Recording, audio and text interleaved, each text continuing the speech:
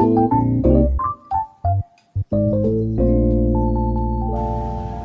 guys, di sini saya akan membahas teori mengenai neraca pembayaran atau branch of payment. Sebelum masuk ke dalam teori itu, terlebih dahulu saya akan memperkenalkan diri saya sendiri. Nama saya adalah Eki Meliana dari Fakultas Ekonomi Prodi Manajemen dari Universitas Katolik Santo Thomas Medan. Sekian dari perkenalan saya. Bye-bye. Hai guys, di sini saya akan membahas mengenai neraca pembayaran. Nah, neraca pembayaran Batch of Payment atau BOP adalah catatan yang dilakukan secara sistemik atas keseluruhan transaksi ekonomi yang dilakukan oleh suatu negara dengan negara yang berupa perdagangan barang dan jasa, transfer keuangan dan moneter antara penduduk Indonesia dengan penduduk luar negeri selama satu periode tertentu. Selanjutnya, transaksi neraca pembayaran. Di Indonesia, transaksi neraca pembayaran dikelompokkan menjadi 3, yaitu transaksi berjalan, transaksi modal, transaksi finansial. Setiap transaksi memiliki peranannya masing-masing. Simak penjelasan 3 jenis transaksi neraca pembayaran sebagai berikut. 1. Transaksi berjalan. Transaksi berjalan adalah transaksi yang berkaitan dengan ekspor dan impor berupa barang dan jasa dalam kurun waktu 1 tahun. Transaksi berjalan terdiri dari neraca perdagangan, transaksi jasa, pendapatan primer, dan pendapatan sekunder. Namun pada umumnya, transaksi berjalan digunakan untuk menilai atau mengukur neraca perdagangan. Ada 4 bagian transaksi berjalan, yaitu A. Transaksi barang. Transaksi barang meliputi transaksi ekspor dan impor barang yang digolongkan menjadi migas dan non-migas. B. Transaksi jasa. Transaksi jasa meliputi penyediaan jasa dilakukan oleh penduduk Indonesia kepada penduduk luar negeri atau ekspor dan penduduk luar negeri kepada penduduk Indonesia atau impor. C. Perdagangan primer. Perdagangan primer terdiri atas permintaan dan pembayaran. Sedangkan pendapatan primer itu sendiri dapat diartikan sebagai perolehan atau hasil yang berdasarkan dari penyediaan faktor produksi tenaga kerja dan modal finansial. D. Pendapatan sekunder.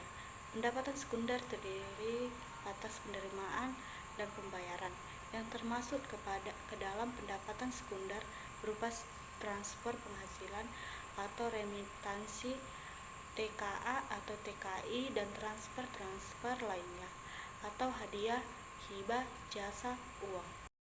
2. Transaksi modal. Transaksi modal biasanya dipakai untuk mencatat hasil bersih yang diperoleh dari transaksi pengeluaran dan pendapatan modal.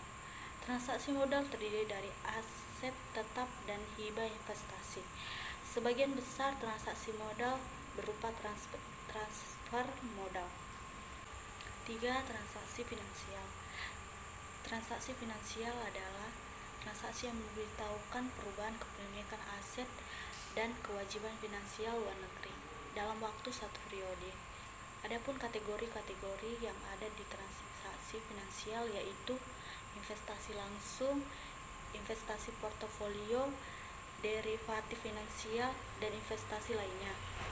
Agar lebih jelas, simak penjelasan tentang kategori-kategori transaksi finansial sebagai berikut, yaitu A. Investasi langsung. Investasi langsung adalah investasi yang dilakukan investor dengan menanamkan modalnya, yang bertujuan untuk berinvestasi dalam jangka panjang di suatu perusahaan Indonesia atau luar negeri. Modal yang semestinya ditanam cukup besar sekitar 10% dari modal perusahaan. B. Investasi portofolio. Investasi portofolio adalah investasi yang keuntungannya didapat dari investasi di surat-surat berharga. Investasi ini bersifat jangka pendek. Nah, sekarang kita masuk di jenis-jenis neraca pembagian. Jenis-jenis neraca pembagian pada dasarnya neraca pembayaran terdiri dari debit dan kredit. Pada neraca pembayaran, kredit berfungsi untuk mencatat semua transaksi yang menghasilkan devisa atau memberikan tagihan terhadap luar negeri. Neraca pembayaran terbagi menjadi 3 jenis, yakni neraca pembayaran defisit, neraca pembayaran surplus, dan neraca pembayaran seimbang. Berikut penjelasan tentang 3 jenis neraca pembayaran tersebut, yaitu 1. Neraca pembayaran defisit. Neraca pembayaran defisit adalah yang menandakan bahwa nilai impor lebih besar daripada nilai ekspor. Jika suatu negara terus-menerus mengalami defisit, maka ekspor keuangan berjalan lambat sehingga pertumbuhan ekonomi sulit untuk berkembang. Kedua, neraca pembayaran surplus. Neraca pembayaran surplus adalah neraca yang menandakan bahwa transaksi debit atau jumlah yang harus dibayarkan ke luar negeri lebih kecil daripada penerimaan dari luar negeri, atau transaksi kredit. Secara sederhana, neraca pembayaran surplus dapat diartikan seperti jumlah pemasukan lebih besar daripada jumlah pengeluaran yang dilakukan oleh suatu negara. 3. Neraca pembayaran seimbang. Neraca pembayaran seimbang adalah neraca yang menunjukkan bahwa transaksi pembayaran ke luar negeri atau transaksi debit jumlahnya sama dengan penerimaan dari luar negeri, atau transaksi kredit. Jika suatu negara ingin meningkatkan pendapatan atau surplus, maka perlu menurunkan nilai impor sekaligus menaikkan atau menambahkan nilai ekspor. Selanjutnya, fungsi neraca pembayaran. Neraca pembayaran memiliki beberapa fungsi. Fungsi-fungsi neraca pembayaran diantaranya adalah A. Sebagai bahan pemerintah dalam mengambil keputusan di bidang perdagangan internasional. B. Sebagai bahan pemerintah dalam membuat keputusan atau kebijakan moneter yang dilaksanakan oleh suatu negara. C. Sebagai alat untuk mengukur atau menilai keadaan ekonomi yang berhubungan dengan transaksi ekonomi internasional dari suatu negara. D. Sebagai data-data keuangan internasional. E. Sebagai alat pendataan transaksi ekonomi supaya pemerintah suatu negara ketika melakukan kegiatan ekspor dan impor tidak mengalami kerugian dan bisa melakukan penyelesaian pembayaran tepat waktu. F. Sebagai alat untuk mencatat anggaran yang akan dikeluarkan dalam transaksi internasional. Kemudian masuk ke tujuan neraca pembayaran. Nah, tujuan neraca pembayaran adalah penyusunan neraca pembayaran yang dilakukan oleh suatu negara memiliki tujuannya masing-masing. Setiap tujuan akan selalu memberikan manfaat bagi suatu negara. Adapun tujuan-tujuan dari penyusunan neraca pembayaran sebagai berikut. 1. Untuk mengetahui keadaan perekonomian dalam hubungan internasional suatu negara. 2. Untuk mengetahui sumber daya yang ada di setiap negara. 3.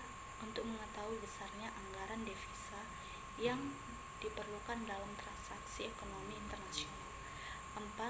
Untuk mengetahui langkah-langkah yang harus diambil dalam bidang transaksi ekonomi. 5. Untuk mengetahui permasalahan ekonomi dalam negeri yang ada pada suatu negara. Nah, selanjutnya masuk di komponen-komponen neraca pembayaran. Komponen-komponen yang ada di dalam neraca pembayaran dibagi menjadi 5, yaitu 1. Neraca perdagangan. Neraca perdagangan adalah sebuah data yang berhubungan dengan perbandingan nilai ekspor dengan nilai impor suatu negara yang terjadi dalam satu periode. 2. Neraca lalu lintas modal. Neraca lalu lintas modal adalah pencatatan yang ada di dalam neraca yang mencatat setiap pinjaman dari luar negeri atau kredit, serta pinjaman atau kredit yang diberikan kepada negara lain. 3. Neraca lalu lintas moneter. Neraca lalu lintas moneter adalah percatatan yang ada di dalam neraca yang mencatat tentang perubahan atau pertumbuhan cadangan devisa pada suatu negara. 4. Neraca hasil modal. Neraca hasil modal adalah pencatatan yang ada di dalam neraca mencatat semua pembayaran dan penerimaan dividen, berbagai macam hadiah yang diberikan oleh negara lain, dan bunga gaji tenaga asing. 5. Neraca jasa.